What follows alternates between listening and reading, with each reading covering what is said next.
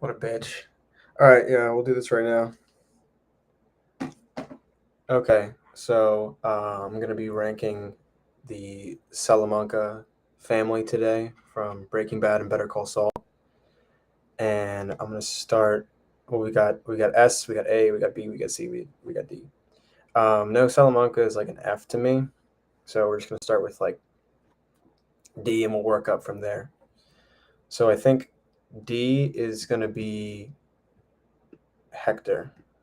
Now, Hector is a character that I love from I despise him as a character. Like I hate his characterization, but I love the role that he plays in the overall story. So I mean Hector is like you first meet Hector in Breaking Bad and it's like you just have no idea what to think. You're like who's this old fuck, and he's got a really cool kind of um like uh aspect to him where he can ring a bell and that's his mode of communication.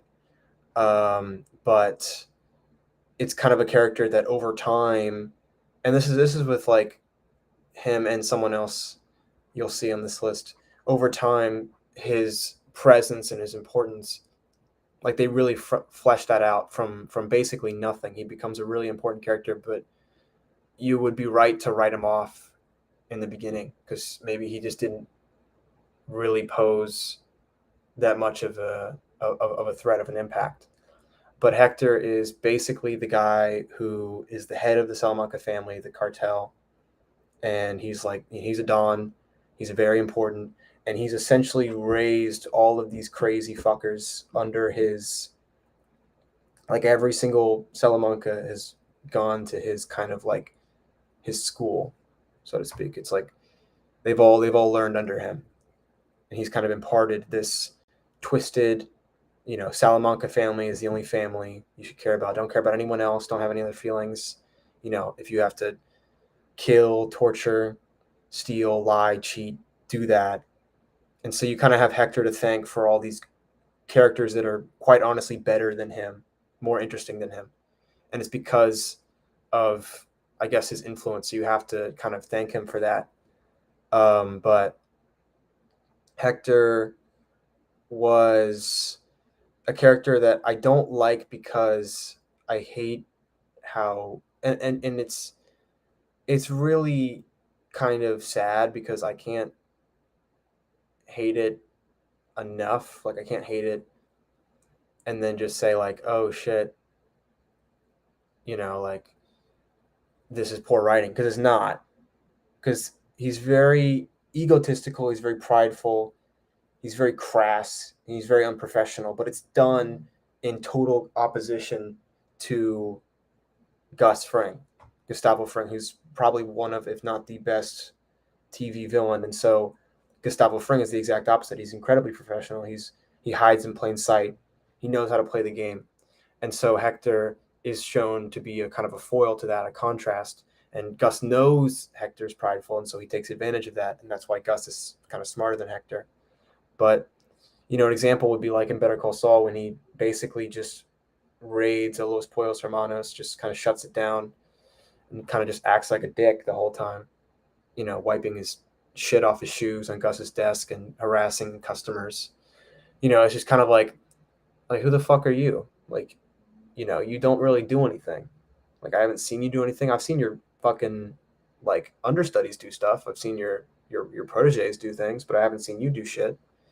But like I love how he is integral to Gus's story because he was the guy obviously who pulled the trigger, killed Gus's partner, and so Gus kind of wants to just destroy all his enemies now, and he takes calculated steps to making sure that happens, and it's guaranteed to happen. Um, Hold on, let me get rid of this gay shit. Okay, it's guaranteed to happen, and so there can be no, potential for failure, and so but he also is just totally sadistic and off the wall, and so he knows just how to crush his enemies totally, which is to keep Hector, like he calls him, keeps Hector broken after his heart attack that he kind of suffered in Better Call Saul, which put him in his wheelchair. he uses this opportunity to basically make Hector conscious enough to where he knows what's happening, but not physically capable enough to do anything about it, which is just incredibly terrifying, but also like awesome. And so Hector, you see, kind of he's cool because he highlights, or he's able to work together in a narrative that kind of puts him down, but elevates other characters, and he's given birth to all these really cool characters. Not quite literally, like, but just in a more very much a more literal, like a literature kind of sense. And so he really like it, like, even though I love how he goes out, I love how he kind of swipes Gus's victory from him at the very last second. It's poetic, but it's also kind of tragic because he had no reason to win and take Gus down. Walter kind of stepped into a kind of a blood feud that has been lasting for years now, and he picked that side because he was against Gus. It was Gus or him. Um, but yeah, that's Hector Salamanca. So kind of good character, even though I kind of hate his personality and his characterization. I like how he works in the story. So now we move on to the twins. So the twins go in. I'm so conflicted on whether or not to give them a C or a B. I don't love the twins, so I'm going to give them a C. The twins are kind of like just, I don't know. I mean, I like how they are. Well, here's what I like about the twins.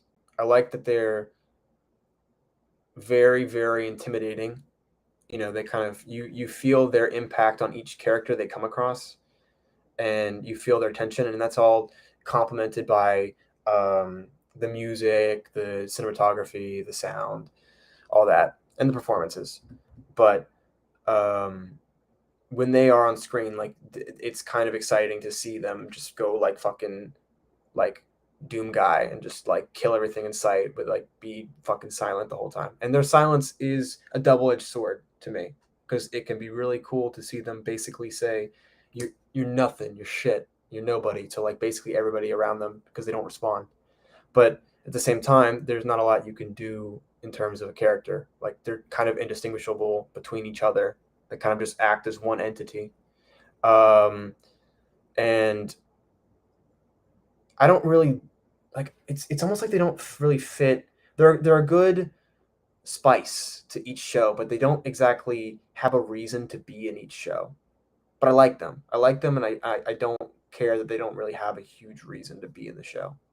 That, like, whatever show they're in, whether it be Breaking Bad or Better Call Saul. Because they give some of the sickest scenes. Like, the 1 minute obviously is fucking incredible. Um, Fucking the shootout in season 4 in Better Call Saul was good. Um, and so they have some really good scenes together, or just have some good scenes in general.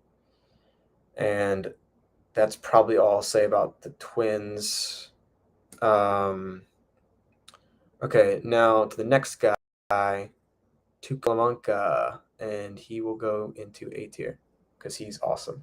Tuco is just like, it's what I mean. What can I say about Tuco? Because Tuco is, it's a shame, really, because they were gonna have Tuco be like the big bad for a little while, for maybe like 2-3 seasons of Breaking Bad, apparently. But obviously, differences between what the actor wanted to do, and they found a way to just kind of kill him off early. But he is so fun to watch. Like, he's terrifying. And he's your introduction to the Salamanca family. And just like Hector, you don't really know that this name carries weight and meaning until you basically like watch the show over time, and you realize, oh, Salamanca family is in the cartel, and there's the whole thing with Gus Fring and just their lineage and the other members.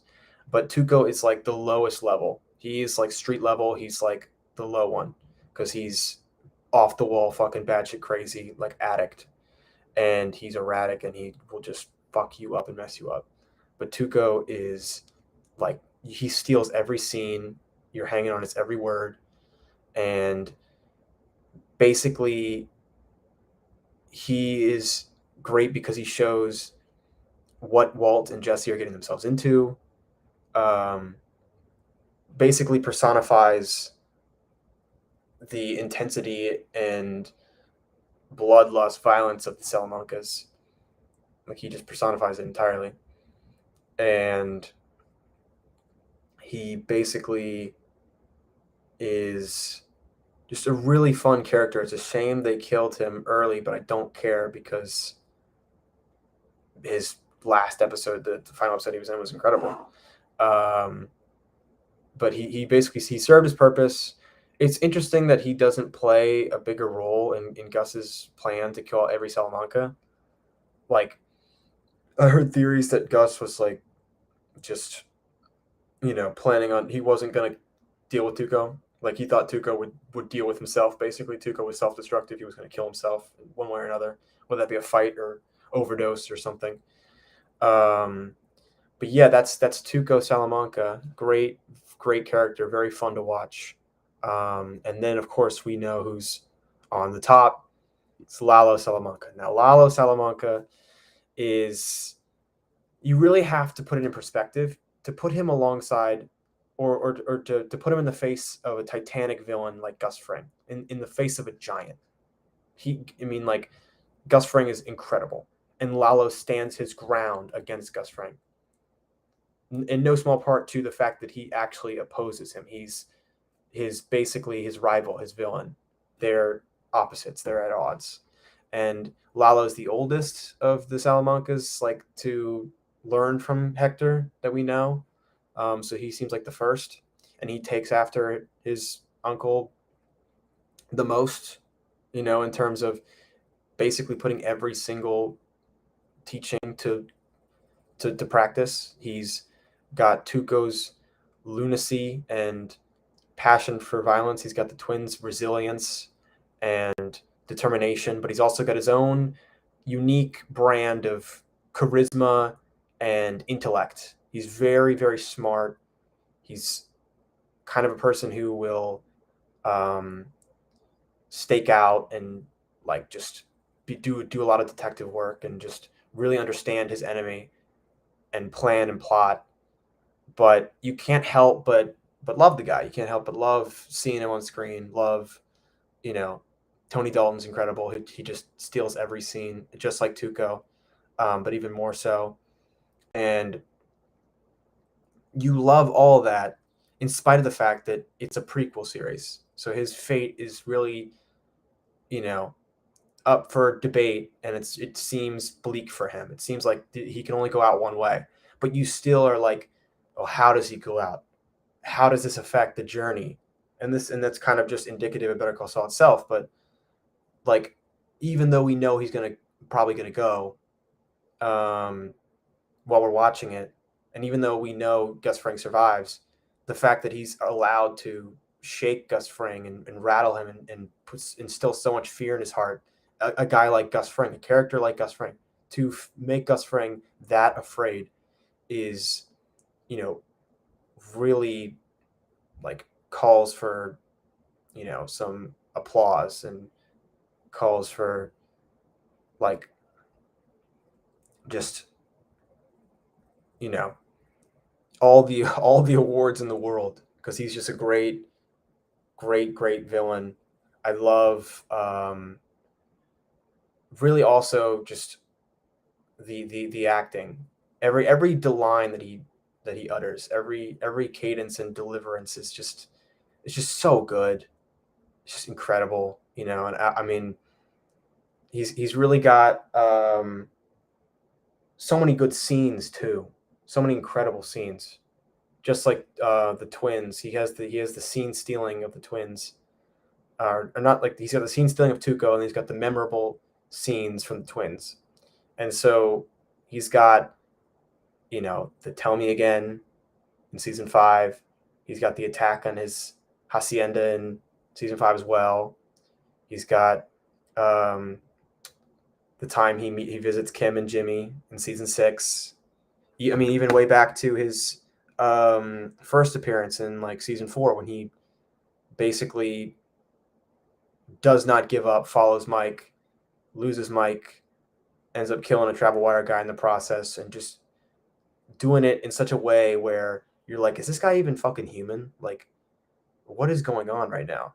Like, how did he fucking crawl through a vent and jump down from like and break one of the um, ceiling panels and just pop out with a gun? Like, he just there should have like there should have been more, but maybe not. Maybe there was just enough of the like John Wick levels of parkour violence and just like crazy fucking physical capability. And it was offset and it was balanced by just a ton of like charisma and character building, good dialogue, and also just I love how he blends the two worlds together. He blends the lawyer side, he blends the cartel side, which is something that we've been waiting to see in Better Call Saul, to see those two worlds collide. And it's not pretty, not at all, but it's definitely satisfying and it's definitely engaging and interesting, because he knows how to interact. He puts fear in every character's heart and just around him, and but he also has the admiration of some characters, um, and so he can basically do it all. And so there's really no stopping a Lalo Salamanca. There's nothing you can really do but appreciate Lalo Salamanca because he's well written. He's integral to the story of Better Call Saul and influences Breaking Bad in many interesting ways. And he's also just great performance.